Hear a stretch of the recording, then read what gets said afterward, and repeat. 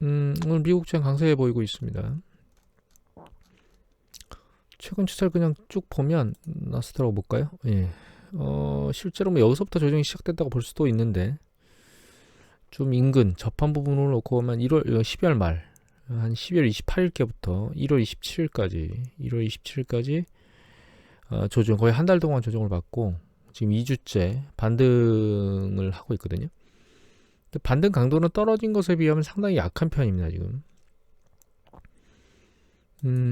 유럽 지역도 이거 닥스 지수거든요. 마찬가지고 유럽 지역 같은 경우는 1월달 좀 뒤늦게 조정이 시작됐고 역시 한 달은 아니고 한 4주 정도 조정받고 2주째 반등을 시도하고 있습니다. 그렇지만 약해요, 상대적으로. 라가르드 총재가 약간 매파적 발언을 한 것처럼 얘기가 돼서 시장이 한번 흔들렸다가 그렇지 않다라고 얘기를 좀 돌리면서 시장은 안정화되고 있는 것 같고 내일 새벽에 인플레이션율 관련된 얘기가 나오는데 그 미국 쪽에서 인플레이션을 해석하는 뉘앙스가 약간 바뀌고 있습니다. 그러니까 연준 쪽에서 속도가 빨라질 것이다 이런 뉘앙스를 그러니까 이제 불안정한 주시장에 좀 불리한 쪽으로 뉘앙스를 해석하고 있다. 오늘 새벽에 보면 요번이 피크일 것이다 라고 해석을 하고 있거든요. 당연히 그렇게 해석하고 있는 건 사실 이제 주시장이 올라가니까 긍정적으로 해석을 하기 위해서 그렇게 해석을 하고 있는 건데 결과적으로는 시장이 어떻게 반응하냐를 보고 나서 상승 강도를 생각해 볼 수 있을 것 같아요. 다만 이 조정이 끝난 거냐라는 생각은 저는 아직은 조정이 끝난 것이다라는 생각을 하지는 않고 있습니다. 이미 이제 예전에 한번 차트를 보여드렸지만 연준이 그 QT를 할 때도 시장에 충격을 주거든요. 그래서 금리 인상하고 QT가 실제로 진행이 되는 그거에 맞춰서 결과적으로는 조정이 어떤 형태로든 한 번 더 있을 것이다 라는 생각을 개인적으로 하고 있습니다. 그리고 인플레이션 쪽이 꾸물꾸물 움직이고 있는데요. 이제 유가 이걸 볼까요? 예. 검은색이 유가입니다. 파란색 이 옅은 게 유럽 쪽에 천연가스 가격 기준치라고 생각하시면 되고요. 파란 거는 그 이외의 지역이라고 생각하시면 될 것 같아요. 그래서 천연가스 가격은 좀 내려와 있는데 유가는 내려오지 못하고 있고 직전 고점을 뚫고 지금 올라가 있는 상황이죠. 그래서 보시면은 뭐 최근 한 달간 15%나 올랐는데 천연가스는 2% 빠졌고 이번에 주간 27%나 빠졌으니까 안정화되고 있는데 문제는 유가가 아니고 석탄 가격이 급등하고 있습니다. 근데 이것도 한 달, 석탄 가격도 이제 한두 달 정도 지나면 이 정점을 다시 내려올 거라 보고 있습니다. 이제 겨울 난방 수요 때문에, 그 다음에 정정 불안이나 이런 것들 때문에 이런 현상들이 좀 발생하고 있다고 보고 있거든요, 전 개인적으로는. 그래서 날씨가 풀리는 봄철이 지나면서 이 석유와 그러니까 에너지와 관련된 부분이 해소되지 않을까. 물론 뭐 지금 우크라이나 사태도 아직 해결이 되지는 않았지만, 근데 유가 관련해서는 좀 봐야 될 거는 이게 이제 그 EIA에서 조사하는 미국 전체 유가 재고는 이제 줄어드는 걸로 또 나왔고요. 쿠싱 지역에 있는 재고도 주는 걸로 계속 주는 걸로 지금 나오고 있어요. 얘는. 그런데 EIA에서 발표한 그 단기 에너지 전망에 보면 이걸 볼까요? 이거 자꾸 넘어가네. 에너지 전망 여기 보시면 파란색이 단기 전망입니다. 그래서 유가는 내려갈 거라고 WTI는 내려갈 거라고 예측을 하고 있고요. 그리고 2020년 4쿼터가 여기고 2022년 1쿼터, 21년 4쿼터, 21년 1쿼터인데 지금 1쿼터죠. 이거 지나고 나서 2쿼터대로 넘어가면 파란색이 생산이고요. 이 고동색이라고 해야 될까? 이게 소비거든요. 그래서 공급이 수요를 넘어갈 패턴을 보일 것이다라고 해서 유가 하락을 예상하고 있습니다. 그러니까 2분기 이후에는 유가 하락을 예상하고 있다고 봐야 되겠죠. 하나 더 보면 이것도 그 EIA의 단기 에너지 전망인데 여기 보시면 이거는 뭐냐면은 이제 이게 여기 6월달 WTI 선물 가격이 어느 정도에 있을 것이냐라고 하는 예측이거든요. 이건 가격이고 이건 퍼센테이지 가능성인데 2022년 3월달 예측치가 파란색이고 2002년 2월달 예측치 2월 3일자 예측이죠. 지난 얼마 안 된 그 그게 이제 이 고동색인데 잘 보시면 100달러가 넘을 것이라고 예측하는 거는 뭐 2월 3일자로 보면 한 20%밖에 안 되고, 그리고 50%를 넘을 것, 그러니까 반응성이 반 이상인 것이 한 80달러 중반대 정도가 가능성이 반 이상이라고 보이고 있거든요. 다만 이제 중요한 거는 1월 3일 때보다 2월 3일 때에 가능성이 올라가고 있다는 거예요. 이건 뭐 지정학적 위험성이나 이런 부분들이 꾸물꾸물 올라오면서 이 가능성을 이제 높이고 있긴 한데, 아직까지 우리가 이제 뉴스에서 뭐 보도에서 보는 뭐 100달러라 뭐 100달러 120달러 막 이런 얘기들을 하고 있잖아요.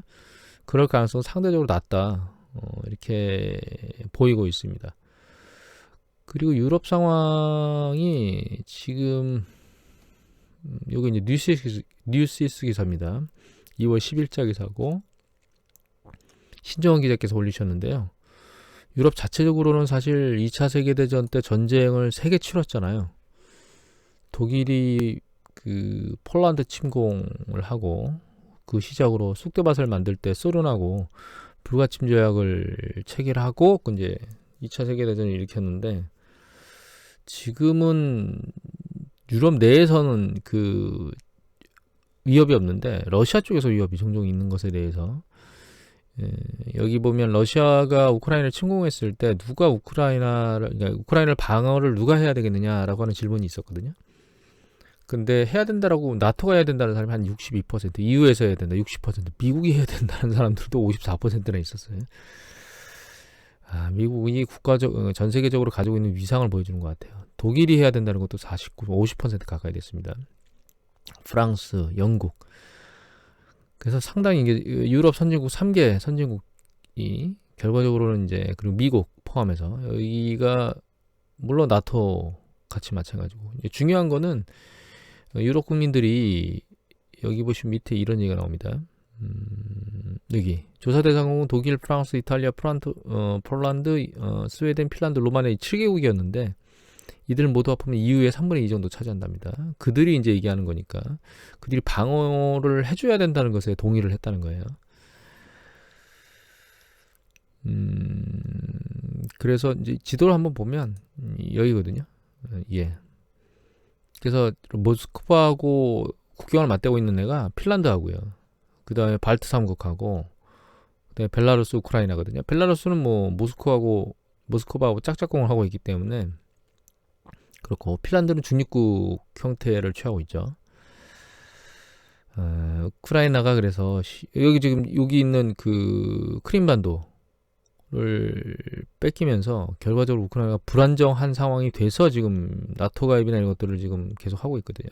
추진하고 있는 걸로 보이고 있는데, 여하튼 이게 전쟁이 터질지에 대해서는 계속 지켜봐야 되겠지만, 전 개인적으로 계속 전쟁이 터질 가능성은 상대적으로 낮다고 보고 있습니다. 양쪽 다 얻어지는 게 없어요. 그리고 지금 이 유럽 쪽에서 강력하게 방어를 얘기하고 있기 때문에 러시아가 쉽사리 움직이기도 녹록치 않은 상황입니다. 그래서 주파 하나를 튕기면, 속칭 주파 하나를 튕기면 러시아가 전쟁을 해서 얻어질 게 없다. 그래서 프랑스 마크롱이 가가지고 한마디 했습니다. 우크라이나를 핀란드화하자라고 얘기했습니다. 중앙일보 기사고 2월 9일인데 박형수 기자께서 올리셨습니다. 핀란드가 예전에 한번 러시아하고 된통 전쟁을 했다가 상당히 많은 희생을 치른 적이 있거든요. 그래서 여기 보면 이제 1809년부터 핀란드는 러시아와 국경을 맞댄 북유럽 국가인데 1809년부터 1917년간 17년까지 108년간 러시아 제국 지배하에 있다가 러시아 볼셰비키 혁명 독립했는데 2차 세계대전 중에 소련 침공을 받아 겨울전쟁, 계속전쟁 두 번을 치면서 국토가 초토화 됐다. 물론 점령을 당하지는 않았습니다. 근데 문제는 이렇게 침공하면서 초토화가 되니까 결과적으로 이제 러시아 심기를 건드리지 않는 우호 관계를 유지하는 이런 전략을 폈는데, 추경계 밑에 보면은 소련이 붕괴한 1991년 이후 나토와 평화를 위한 동반자 관계 PIP를 체결했죠. 94년도에. 근데 유럽연합에 가입했죠. 유로화도 채택했는데 나토는 불가입입니다.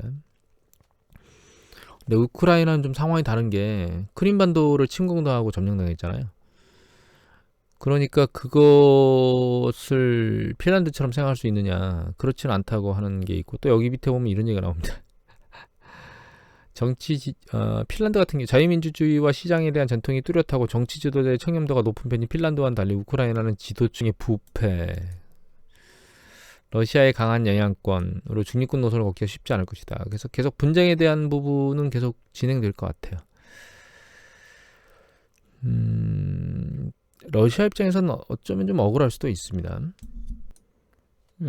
억울하다는 표현이 틀릴 수도 있긴 한데, 이건 이제 이용건 한림대 연구 교수께서, 그리고 이제 에너지국제협력본부의 한혜진 이 두 분께서 올리신 리포트거든요. 여기 밑에 보면 이런 얘기가 나오죠. 1917년 볼셰비키 혁명 전후에 크림반도는 사회주의자들이 거점 지역으로 유명해졌는데, 소련 공산당 서기장이었으며 크림반도를 우크라이나로 귀속시킨 이 후르시초프가 우크라이나 출신인데 크림반도를 러시아에서 우크라이나로 넘겨준 거죠.